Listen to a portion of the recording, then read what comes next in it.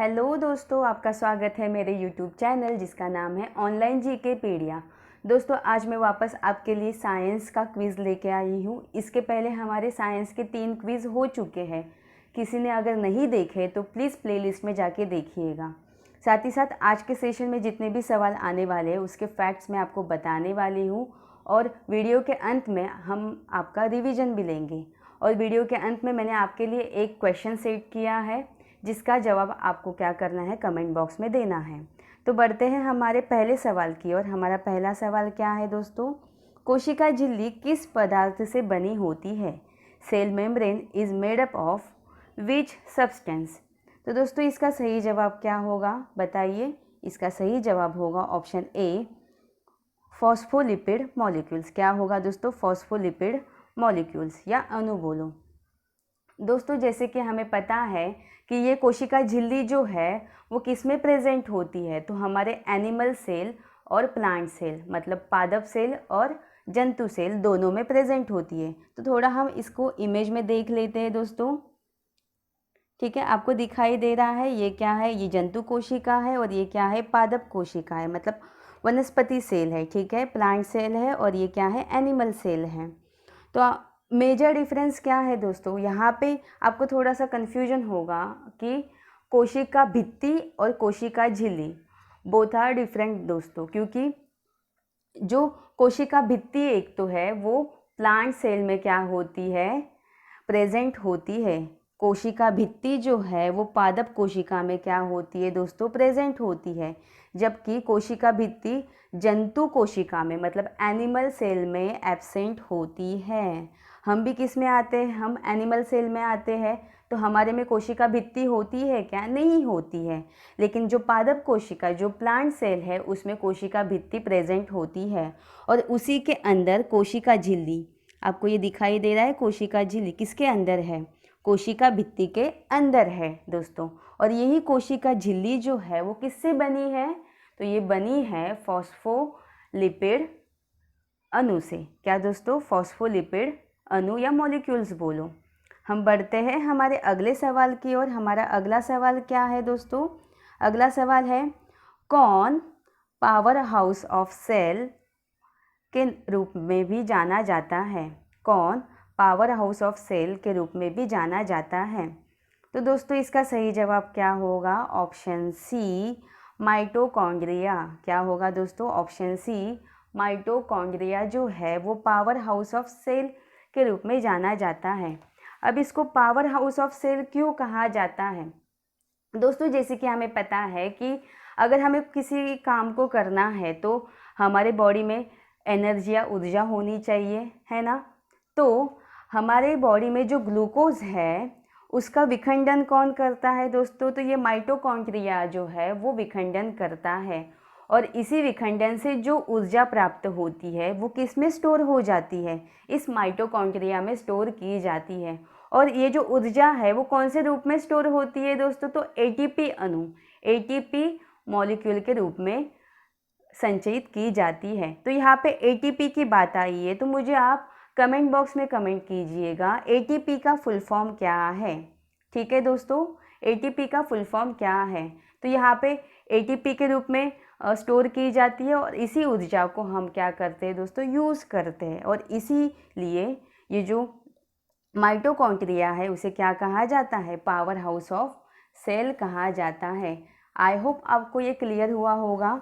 साथ ही साथ एग्जाम में पूछा जाता है कि पावर हाउस ऑफ सेल मतलब जो माइटोकॉन्ड्रिया है उसकी खोज किसने की है? तो इसका सही जवाब क्या होगा दोस्तों? अल्टमैन। क्या होगा? अल्टमैन। हम आगे बढ़ते हैं। हमारा अगला सवाल क्या है दोस्तों? अगला सवाल है, निम्नलिखित में से कौन आत्मघाती बैग के रूप में भी जाना जाता है? आत्मघाती बैग मतलब क्या? Suicidal bag. Which of the following also known as suicidal bag. तो इसका सही जवाब क्या होगा दोस्तों? इसका सही जवाब होगा ऑप्शन ए, लाइसोसोम। क्या होगा दोस्तों? लाइसोसोम। दोस्तों अभी ये जो लाइसोसोम है उसको सुसाइडल बैग या आत्मघाती बैग क्यों कहा जाता है? तो दोस्तों ये जो लाइसोसोम है वो क्या है? इसके अंदर एक शक्तिशाली पाचन एंजाइम होते हैं। जो लाइसोसोम है उसके अंदर क्या होते हैं दोस्तों, शक्तिशाली डाइजेस्टिव एंजाइम, इंग्लिश में क्या कहा जाता है, डाइजेस्टिव एंजाइम प्रेजेंट होते हैं। जब हमारे शरीर की कोई भी कोशिका मृत हो जाती है तो ये लाइसोसोम क्या हो जाता है दोस्तों, फट जाता है। और फटने के बाद इसके अंदर जितने भी पाचन एंजाइम या फिर डाइजेस्टिव एंजाइम होते हैं वो क्या कर लेते हैं, ये जो मृत कोशिका है उसका पाचन कर लेते हैं, ठीक है, इनको पचा लेते हैं। जो भी मृत कोशिका होंगी उनको क्या करते हैं, ये जो डाइजेस्टिव एंजाइम है वो क्या करते हैं, नष्ट करते हैं या फिर पचा लेते हैं। और इसीलिए लाइसोसोम को क्या कहा जाता है, आत्मघाती बैग या सुसाइडल बैग कहा जाता है। Is that clear. तो यहाँ पे बात आई है लाइसोसोम की। तो लाइसोसोम की खोज किसने की है दोस्तों, तो डी डुबे ने की है।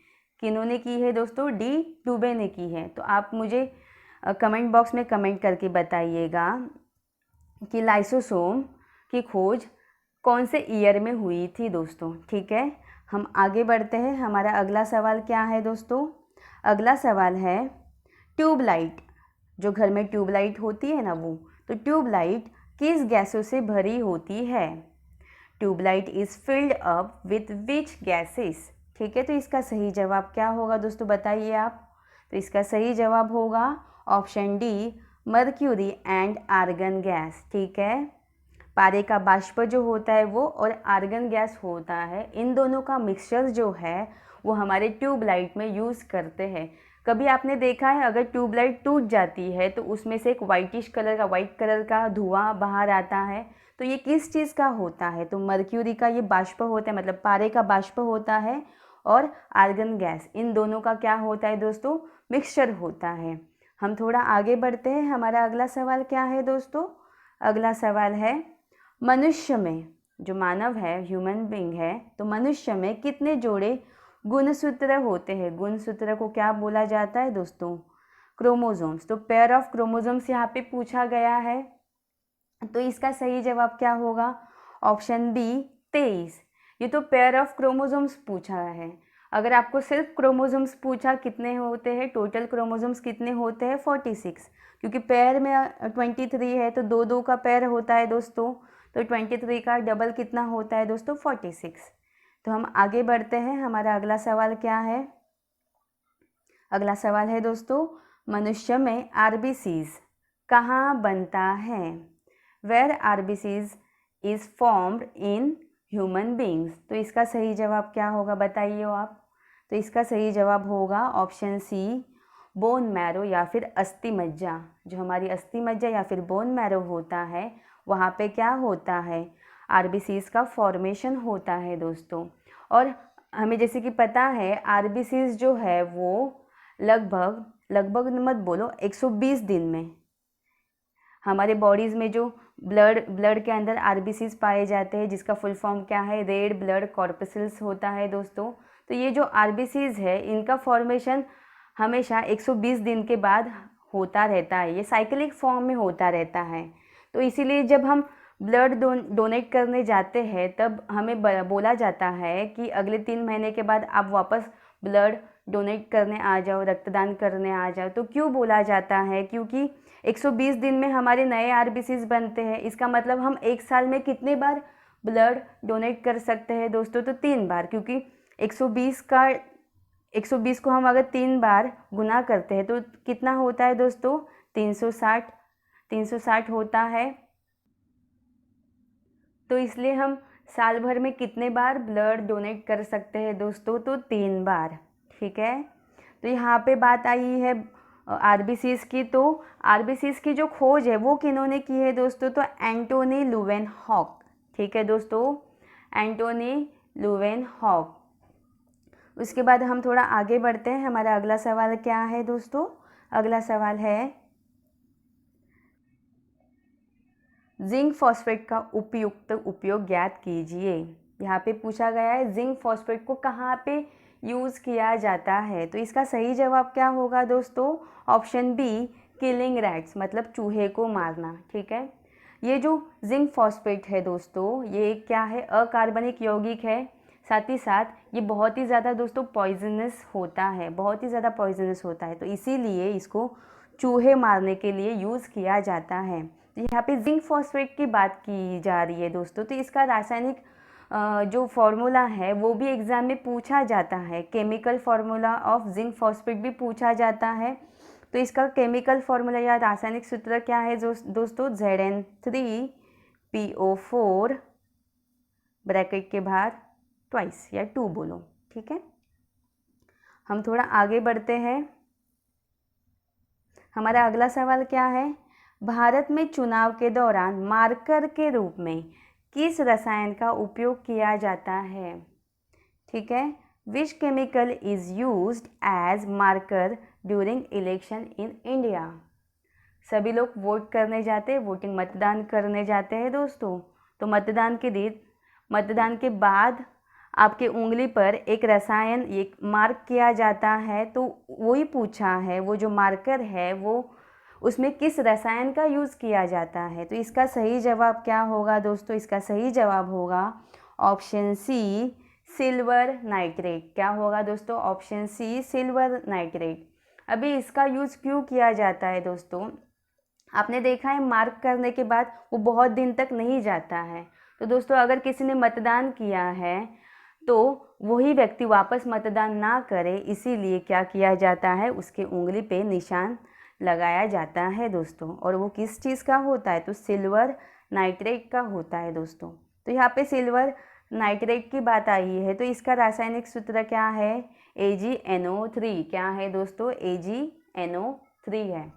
उसके बाद ऐसे ही टाइप का और एक सवाल पूछा जाता है और बच्चे लोग उसमें कंफ्यूज्ड होते हैं। वो सवाल क्या है दोस्तों? देखते हैं।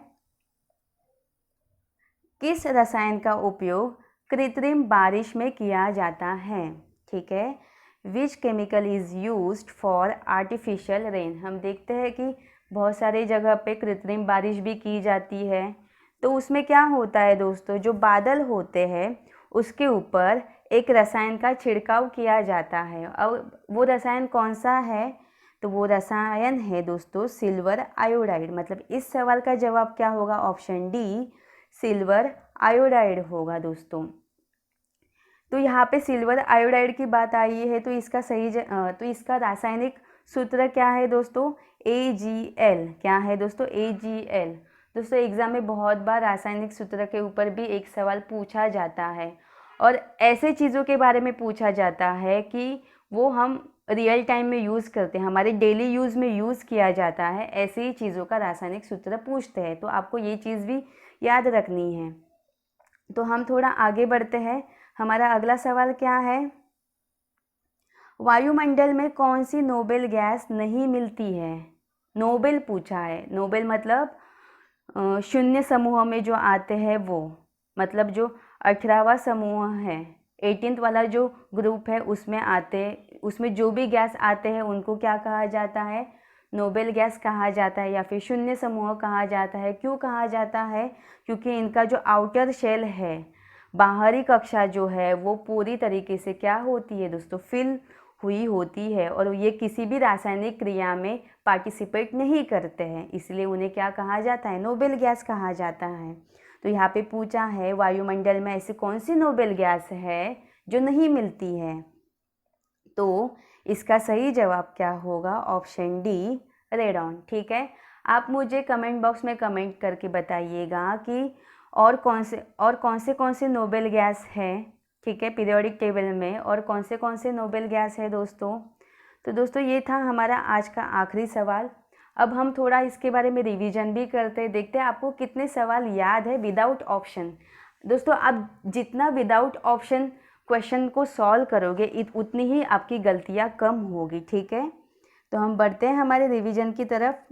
हमारा पहला सवाल क्या है दोस्तों? कोशिका झिल्ली किस पदार्थ से बनी होती है? तो इसका सही जवाब क्या होगा? Phospholipid molecules. कौन पावर हाउस ऑफ सेल के रूप में भी जाना जाता है? तो क्या होगा इसका सही जवाब? माइटोकॉन्ड्रिया।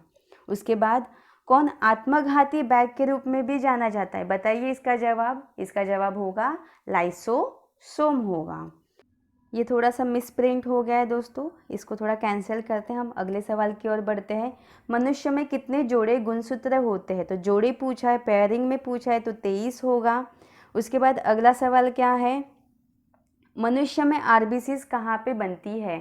तो इसका सही जवाब क्या होगा दोस्तों, अस्थि मज्जा या फिर बोन मैरो। उसके बाद जिंक फॉस्फेट का उपयुक्त उपयोग ज्ञात कीजिए। किस में यूज़ होता है जिंक फॉस्फेट? तो चूहे मारने की दवा में यूज़ किया जाता है। उसके बाद भारत में चुनाव के दौरान मार्कर के रूप में किस रसायन का उपयोग किया जाता है दोस्तों?